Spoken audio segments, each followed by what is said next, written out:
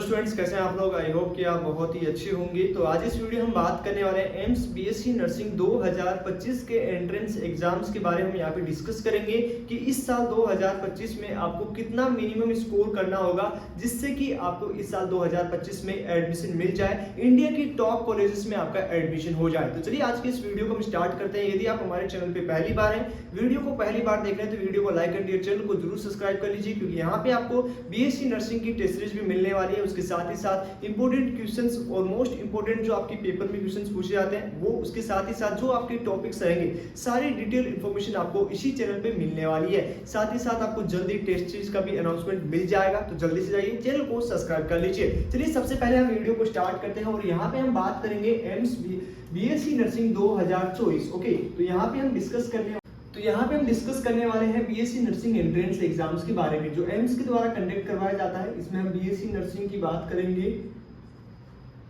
2025। Okay, ये entrance exams की पहला वीडियो में जो पार्ट 1 बनाया था उसमें बताया था कि आपका एप्लीकेशन फॉर्म है वो कब तक रिलीज होगा, उसके साथ ही साथ आपका एंट्रेंस एग्जाम्स कब होने वाला है और एग्जाम पैटर्न का जो है कब तक है वो आपका किस तरह का एग्जाम्स पैटर्न आएंगे। ठीक है, तो यदि वो वीडियो आपने नहीं देखा तो उसकी लिंक आपको हमारे कमेंट बॉक्स में मिल जाएगा, वहां से आप देख सकते हो। तो चलिए सबसे पहले हम यहाँ पे बात करेंगे कि आपका मिनिमम जो कट ऑफ है वो 2025 में आपको कितना स्कोर करना होगा जिससे कि आपको सीट अलॉटमेंट हो जाए। 2025 की जो कट ऑफ है वो मिनिमम क्या होगी। ओके, तो इसके लिए 3 तरह की कट ऑफ होती है। सबसे पहले यहाँ पे हम जो बात करने वाले हैं क्वालिफिकेशन स्कोर हो आपका, यहाँ पे बात करेंगे 12th में आपका क्वालिफिकेशन स्कोर होना चाहिए। 12th में आपका क्वालिफिकेशन, ओके, क्वालिफिकेशन स्कोर होना चाहिए अच्छा सा। अब वो क्या होगा उसकी भी हम बात करेंगे। उसके बाद आपका जो है मेरिट लिस्ट तैयार की जाती है, मतलब आपको एग्जाम में इतना मिनिमम जो है आपको स्कोर करना होगा तभी आप काउंसलिंग प्रोसेस में, एडमिशन प्रोसेस में पार्टिसिपेट कर पाएंगे। तो एग्जाम में क्वालिफिकेशन स्कोर है वो कितना करना होगा।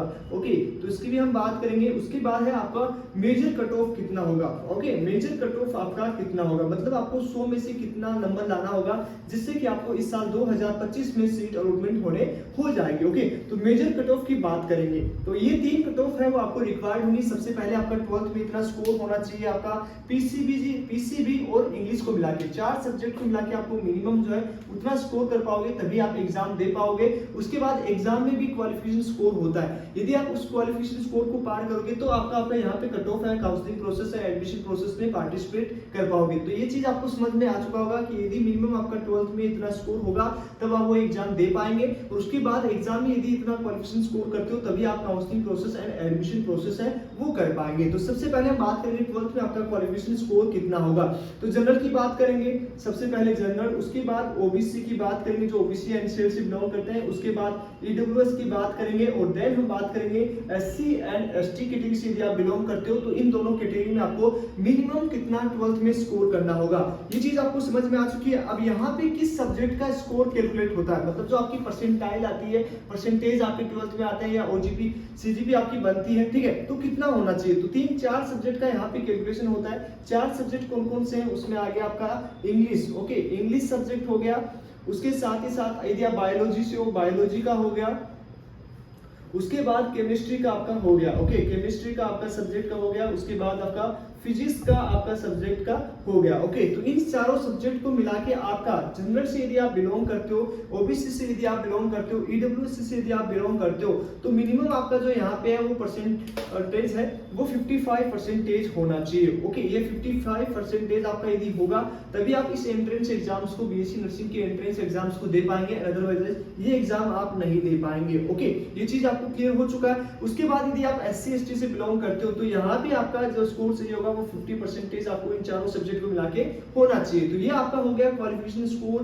फॉर एग्जाम्स के लिए। इस यदि इतना स्कोर यदि आपका 12th में होता है तो आप यहाँ पे जो है एग्जाम दे पाएंगे, यदि इतना नहीं है तो आप एंट्रेंस एग्जाम्स नहीं दे पाएंगे। अब यहाँ पे हम बात करेंगे एग्जाम में क्वालिफिकेशन का, क्वालिफिकेशन कितना स्कोर होगा, मतलब कितने, मतलब आपका जो टोटल जो पेपर होता है वो 100 नंबर का आपका टोटल पेपर होगा। ओके, उसमें से आपका 30 क्वेश्चन फिजिक्स के आएंगे, 30 क्वेश्चन है वो फिजिक्स के पूछे जाएंगे, 30 क्वेश्चन है वो आपके बायोलॉजी के आएंगे, 30 क्वेश्चन है वो बायोलॉजी के आएंगे, 30 क्वेश्चन है वो आपके आएंगे जो है केमिस्ट्री के। ओके, केमिस्ट्री के आपके 30 क्वेश्चंस आएंगे। ओके, और देन हम बात करें जनरल नॉलेज के आपके 10 क्वेश्चन आएंगे। तो इस तरह से आपका टोटल है वो 100 क्वेश्चंस आएंगे और 100 नंबर का आपका पेपर होगा। ओके, तो ये चीज क्लियर हो गया। अब इस 100 में से आपको कितना मिनिमम आपको लाना होगा जिससे कि आपका जो है यहाँ पे क्वालिफिकेशन स्कोर से अबव हो, आपका मेरिट लिस्ट में, यहाँ पे आपका मेरिट लिस्ट में, ओके, मेरिट लिस्ट में आपका नाम आए। ओके, यदि मेरिट लिस्ट में आपका नाम आता है तभी आप यहाँ पे जो है counselling process and admission process के लिए जा सकते हो। तो मेरिट लिस्ट के में नाम आने के लिए आपको 100 में से कितना स्कोर करना होगा।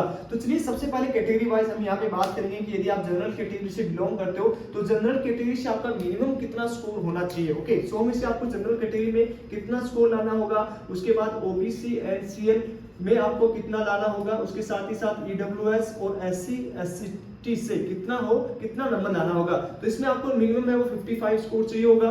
इससे ओबीसी में यदि आप बिलोंग करते हो तो जो आपका 45 आपको होना चाहिए, ईडब्ल्यूएस आप हो तो आपका 55, और वही हम बात करें एससी एसटी से तो यहाँ पे आपका जो है 40 स्कोर आपका मिनिमम होना चाहिए। ओके, इतना स्कोर यदि आप करते हो इसको आप 50 मान सकते हो, सॉरी यहाँ पे 55 नहीं होगा, 50 यहाँ पे स्कोर होगा। ओके, तो जनरल में आपका 100 में से 50 नंबर होना चाहिए, ओबीसी में आपका 45 होना चाहिए, ईडब्ल्यूएस में आपका 50 और एससी एसटी में आपका 40 नंबर होना चाहिए। यदि आप इतना स्कोर करते हो, इतना स्कोर यदि आप करोगे तो यहाँ पे आपका सिर्फ मेरिट लिस्ट में नाम आएगा। जो आपकी मेरिट लिस्ट तैयार होती है उस मेरिट लिस्ट में आपका ओनली नाम आएगा। ओके, यहाँ पे ये नहीं कि आपका सिलेक्शन हो जाएगा, सिर्फ मेरिट लिस्ट में नाम आने के लिए आपको इतना स्कोर करना होगा। अब यहाँ पे जब आपका मेरिट लिस्ट में नाम आ जाएगा तो एक्चुअल कट ऑफ है। ओके, एक्चुअल कट ऑफ की हम बात कर लेते हैं कि एक्चुअल कट ऑफ कितना रहेगा, कि मतलब आप जनरल कैटेगरी से बिलोंग करते हो तो इतने नंबर यदि आप लाते हो तो जो एम्स की टोटल 18 कॉलेजेस है, ठीक है, उसमें आपका एडमिशन हो जाएगा for BSc nursing entrance exams के लिए। तो जनरल से यदि आप बिलोंग करते हो तो यहाँ पे आपका मिनिमम स्कोर है वो 60 प्लस होना चाहिए। मतलब 100 में से यदि आप 60 नंबर लाओगे तो यहाँ पे आपका मेरिट लिस्ट में भी नाम आ जाएगा और यहाँ पे आपको सीट भी अलॉटमेंट हो जाएगी। ओके, तो ये आपको दिमाग में टारगेटेड करना है कि ये मेरे को 100 में से 60 नंबर लाना होगा, तभी आप बीएससी नर्सिंग की जो है जितने भी कोर्सेस है, ओके सॉरी बीएससी नर्सिंग की जितने भी कॉलेजेस है उसमें आप एडमिशन ले पाएंगे। ओके, अब यहाँ पे हम ईडब्ल्यूएस की बात करें तो ईडब्ल्यूएस में यदि आपका स्कोर है वो 55 प्लस भी रहा तो यहाँ पे कोई ना कोई 18 कॉलेजेस में गवर्नमेंट कॉलेज है एम्स की, उसमें आपको सीट अलॉटमेंट हो जाएगा फॉर बीएससी नर्सिंग के लिए। ओके, और वही हम ओबीसी की बात करें तो ओबीसी में आपका 50 प्लस स्कोर होगा तो यहाँ पे आपका सीट अलॉटमेंट हो जाएगी। और वही एससी एसटी पे बात करें तो यहाँ पे आपका लगभग जो है 47 ओके 47 और 45 तक आपको यहाँ पे सीट अलॉटमेंट हो जाएगी। ओके, तो ये आपकी फाइनल 2025 की कट ऑफ। यदि आप इतना स्कोर कर पाएंगे तो यहाँ पे आपको 100% सीट है वो अलॉटमेंट हो जाएगी। ओके, 100% यहाँ पे सीट अलॉटमेंट हो जाएगा यदि आप इतना स्कोर कर पाते हो तो 2025 में जो 18 कॉलेजेस है उसमें आपको एडमिशन मिल जाएगा।